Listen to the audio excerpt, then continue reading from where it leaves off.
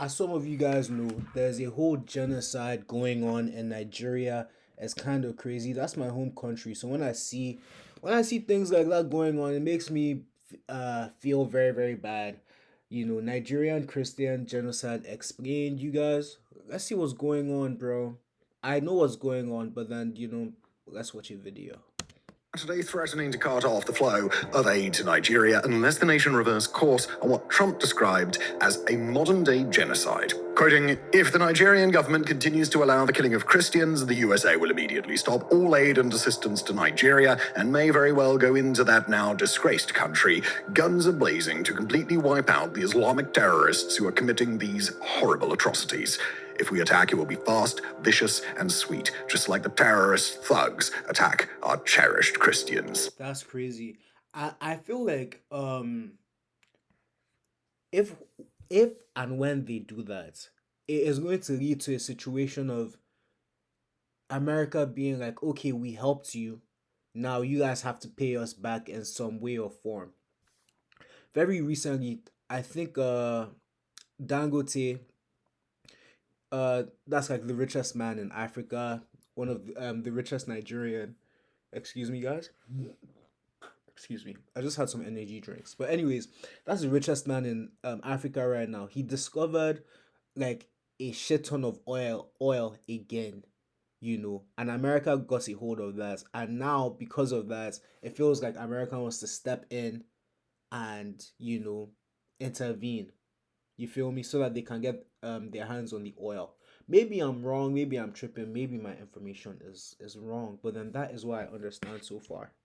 Cherished their all caps, of course, because it's Trump. Setting aside the question of what it might mean for a US anti-terror operation in Nigeria to be sweet, Trump's announcement set a spotlight on a civil crisis that's ravaged Nigeria for many years now. It's known as the farmer-herder conflict, and according to a subset of global experts, including the prominent human rights organization Genocide Watch, the conflict constitutes a genocide against Christians that is progressing through its final stages. Undeniably, the conflict has claimed the lives of thousands of Christians across northern and central Nigeria. It's crazy how this has been going on for such a long time, bro. Like since I became very conscious, I've known that this has been happening. And sometimes it makes me kind of scared to go back to Nigeria because I'm Christian, I practice Christianity.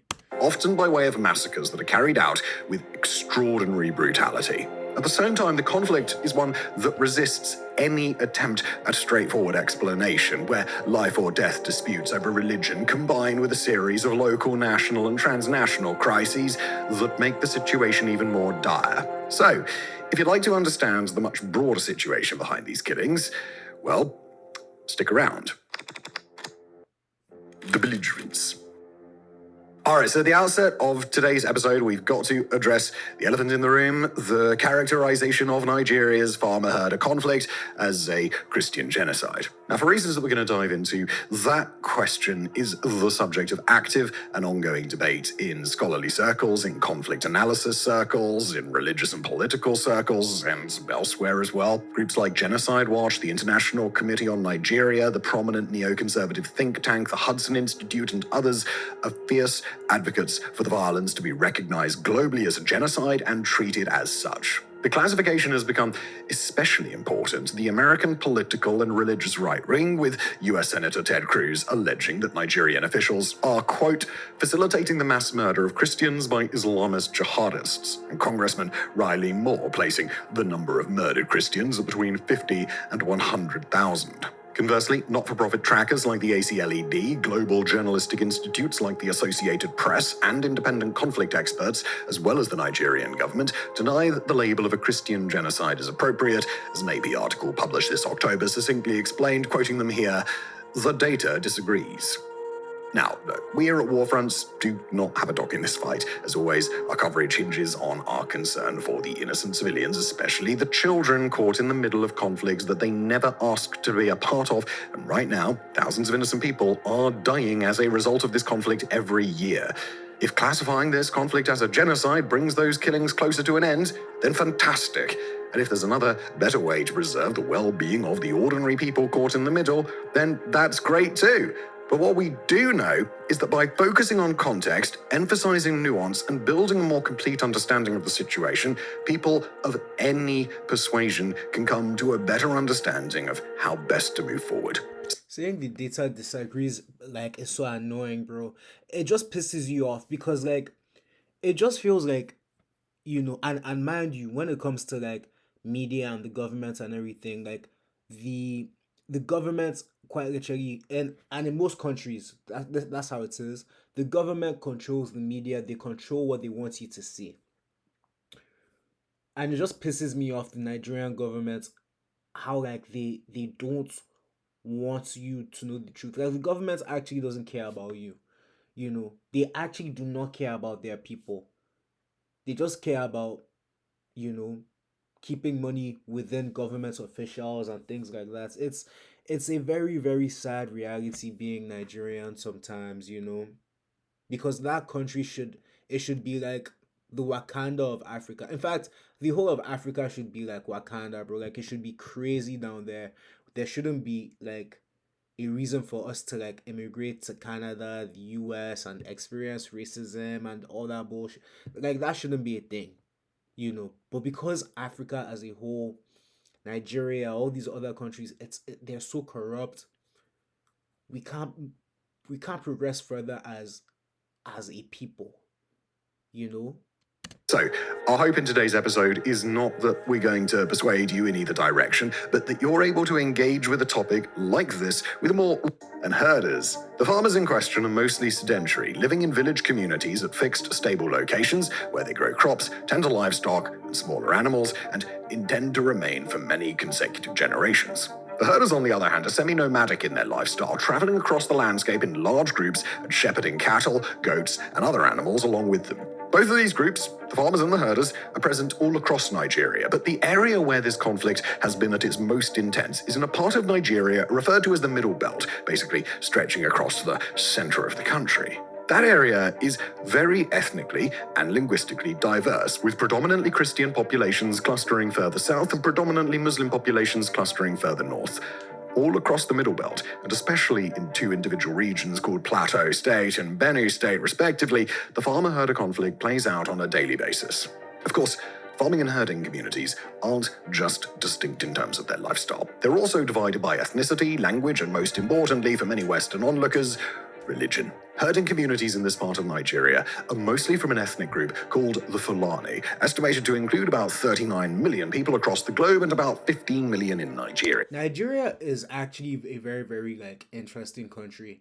Like, and I know that this goes for like everywhere else, in the world, but like where I grew up in Lagos. The way someone from Lagos behaves is very, very different from the way someone like in like Kaduna behaves, or Port Harcourt, or all these other states. Like it's just so interesting how like we are the same. We are all Nigerian, but at the same time, lots of people have very different ideologies. They see the world extremely different.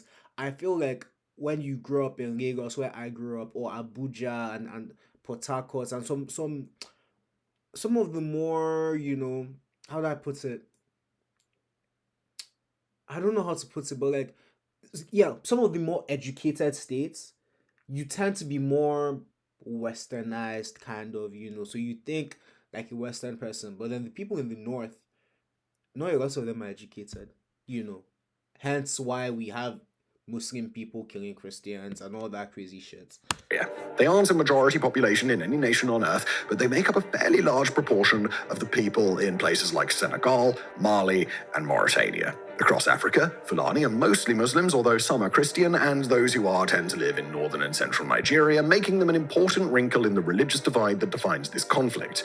Farming communities, meanwhile, are majority Christian, especially as you travel further south, but they're far from a homogenous group, with mostly Muslim ethnic groups like the Hausa also caught up in the fighting.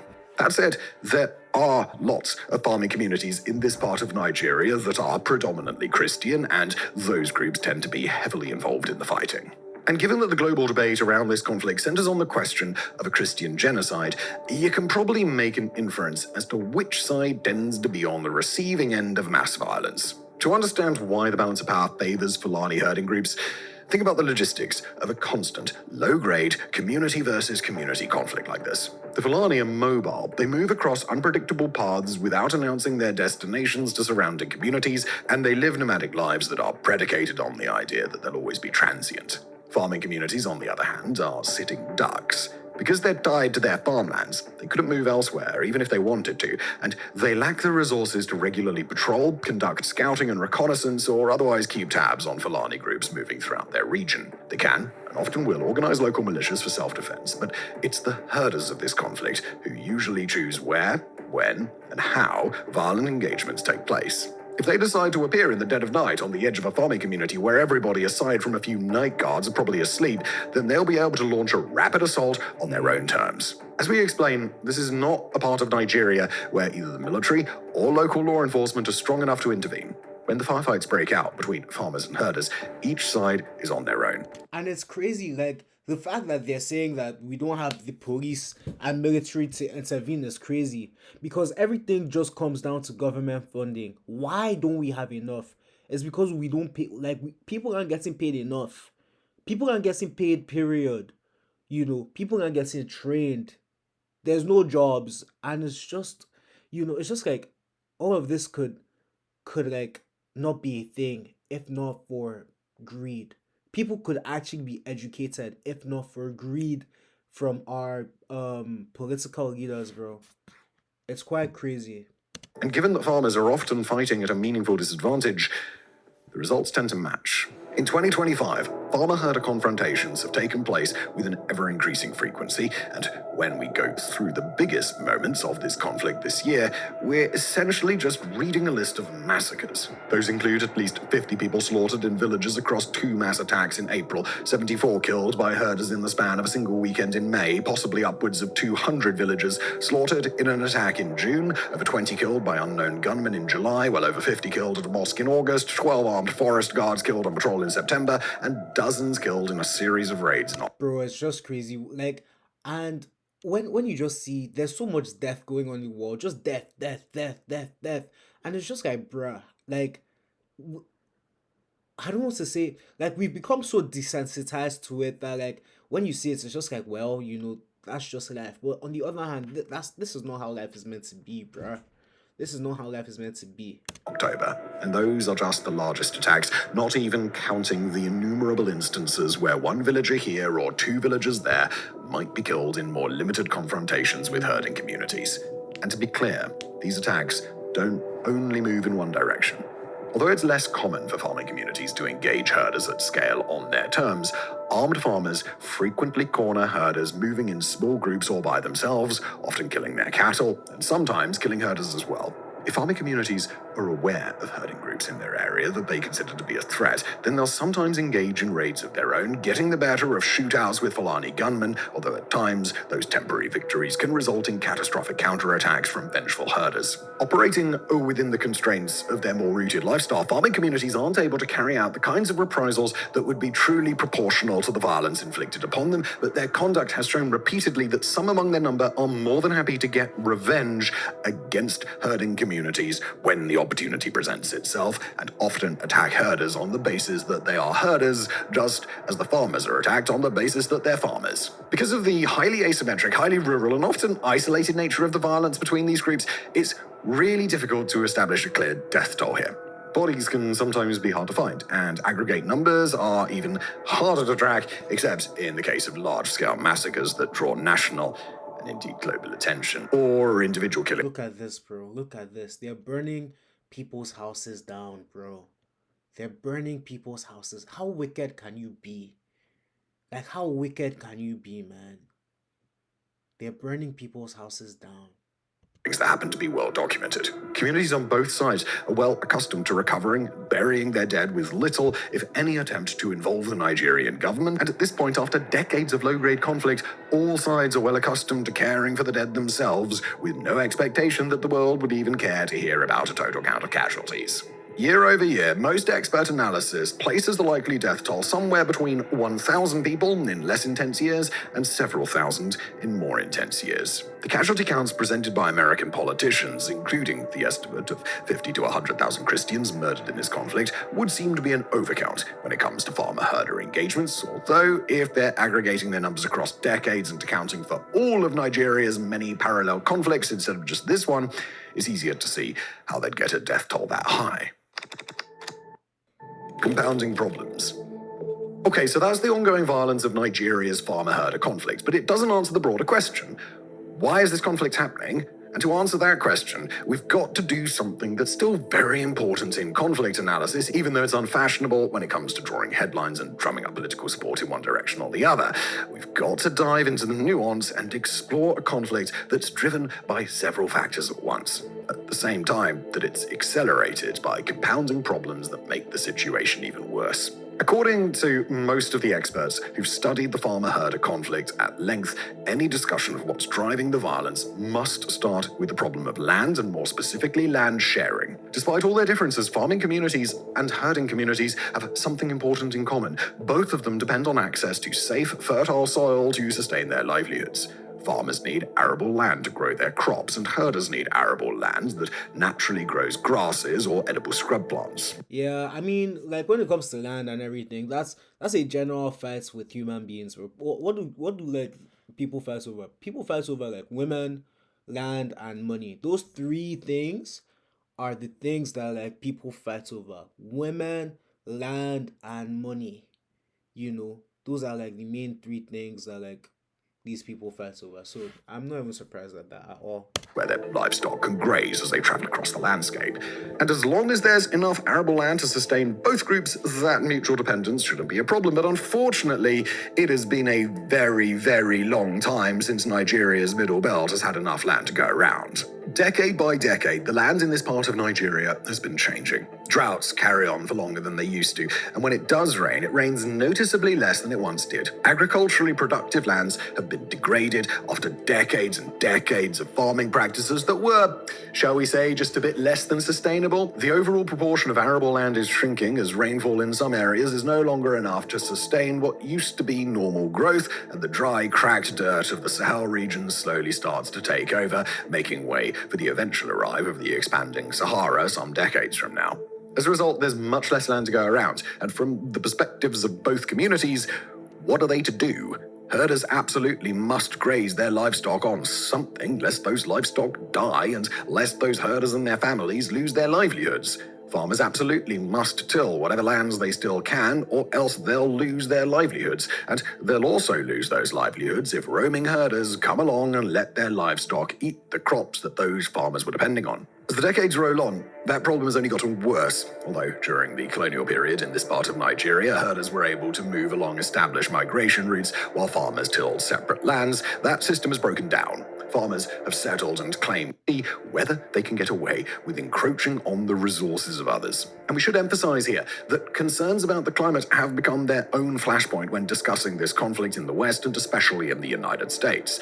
When analysts claim the label of a genocide doesn't fit Nigeria's situation, politicians and faith leaders on the religious right respond with some version of, well, you're just pretending this is all just about climate change. But separating this conflict, That's interesting though. I didn't deep that climate change had to do a bit. Like this, it's interesting to learn. I didn't know climate change had to play a part. from both partisan divides in the US and even the wider argument about the world's climate, the situation on the ground in this part of Nigeria is well documented.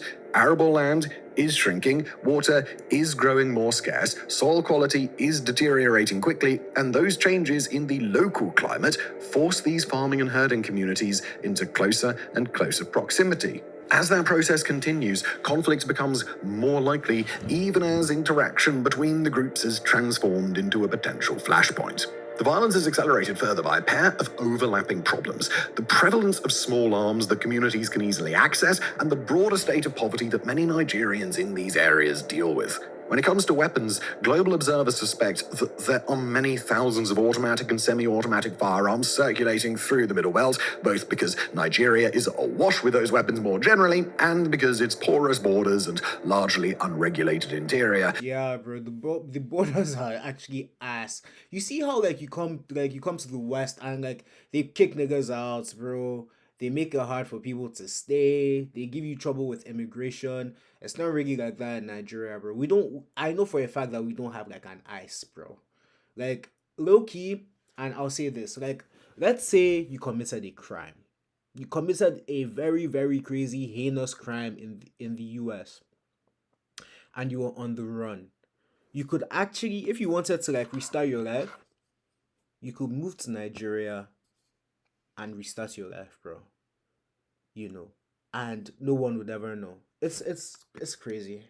Make for a perfect set of conditions for arms traffickers. Nigeria's many overlapping insurgencies have each persevered for years or even decades, meaning that there are so many weapons in circulation by this point and so much demand for smugglers to ensure that more guns are flowing inward that they're easy to come by, even for communities that don't have that much. And speaking of not having much, both farming and herding communities in these areas have few other options if their ability to subsist off herding or agriculture were to collapse. Few people are able to access advanced or private education, other opportunities are scarce, and if people did want to improve their prospects in some way, they'd have to uproot themselves from their communities and take a massive gamble in the nation's cities or abroad. For people who've chosen to remain in the Middle Belt, or who feel they have no other options, there's no choice except to try and maintain their way of life, however they can. And when farmers and herders come into conflict, the stakes are raised even higher.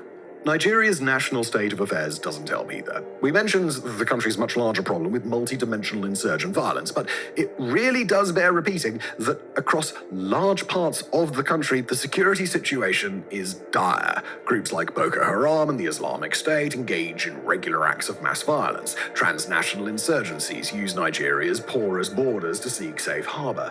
Another faction, organized criminals known as bandits, often carry out their own mass killings and operate in the same areas, pursuing other goals. And Yeah, Nigeria's kind of crazy. Like, there's a very very huge security problem with the country, in the sense that like, bruh, people get kidnapped, people get killed every day, and this happens in universities.